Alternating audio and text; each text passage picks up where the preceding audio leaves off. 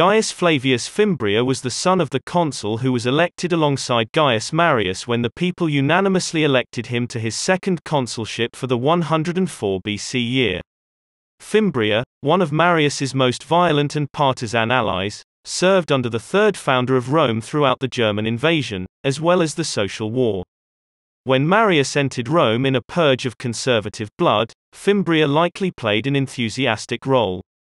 It is suggested that he was responsible for the deaths of Lucius Caesar and his brother, Caesar Strabo.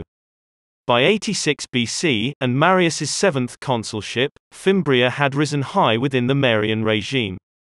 At the funeral of Gaius Marius, Fimbria secretly arranged for the assassination of the Pontifex Maximus, Quintus Mucius Scaevola.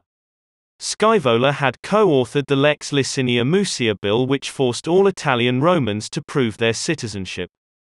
Though Scaevola had, at one time, been a Marian partisan, the passing of the Lex Licinia Mucia, as well as a treatise he wrote on traditional civil law, caused some of the more radical elements within the Marian regime to eyeball him suspiciously.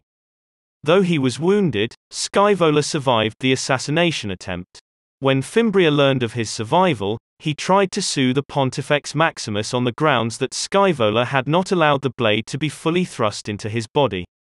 Fimbria obviously lost such a ludicrous case, and was next appointed to the post of military quaestor to the co-consul, Lucius Valerius Flaccus. Before the end of the 86 BC year, Flaccus set out from Rome with the 2 legions who had been conscripted in order to take down Sulla. En route to Greece, an advance guard got separated from the fleet, and then caught in a storm. With their ships stranded, they became an easy target for Mithridates, who burnt the stranded ships. Many of the soldiers in this advance guard escaped on foot. Making their way across Thessaly, they immediately defected to Sulla's army.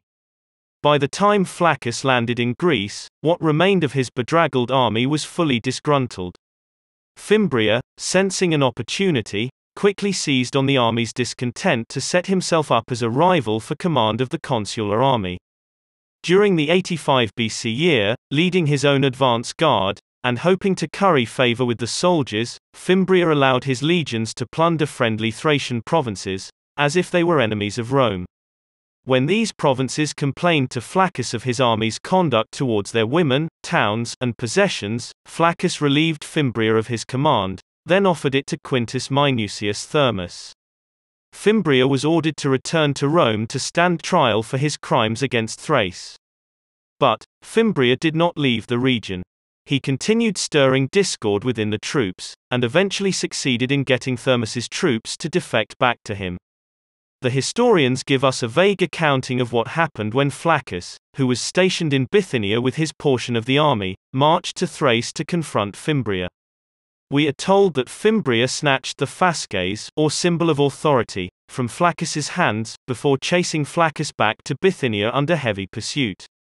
Whatever the truth, the confrontation ended with the beheading of the co-consul, Lucius Valerius Flaccus. Fimbria then seized control of the entire consular army. Knowing he did not have the numbers to successfully take Sulla in the field, Fimbria turned his legions towards Asia, and the fight against Mithridates. He hoped that a decisive victory against Mithridates would make Sulla look bad. Fimbria enjoyed the resounding defeat of a Mithridates at the river Rhindacus, however, it was the son of Pontus's king, and not the king himself. Eventually Fimbria caught up with King Mithridates, while chasing his son to the city of Pitane, in modern-day Turkey. In an attempt to keep Mithridates stranded in Pitane, Fimbria tried to convince Sulla's admiral, Lucius Licinius Lucullus, to blockade the port with his nearby fleet. Lucullus, however, refused to cooperate with a Marian who had been sent to kill his commander, and so Mithridates escaped. Unfortunately for Fimbria, Mithridates had already been weakened before Fimbria got involved in the pursuit. Upon landing in Greece in early 86 BC, it took Sulla only until the beginning of March to retake Athens from Mithridates' army. Near the end of summer, Sulla's forces defeated Mithridates' general, Archelaus, at the Battle of Chaeronea. He then moved on and defeated the Dardani, who had sided with Mithridates.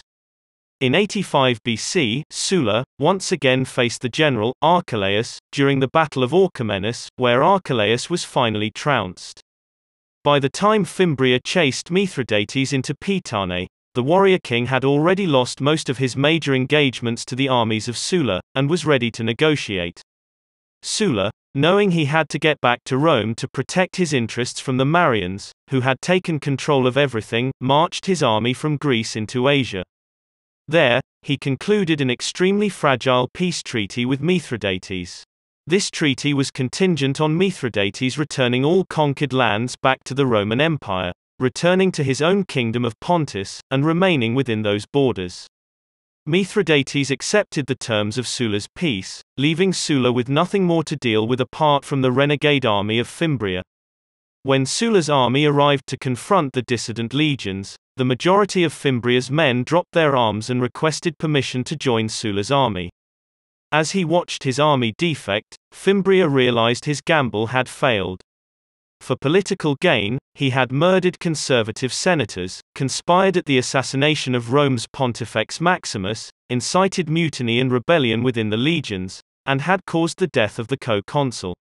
With no options left to him, Gaius Flavius Fimbria fell on his sword.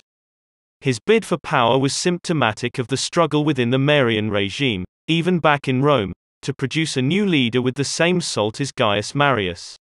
Finally finished in the east, Sulla made plans to transport his armies back to Rome.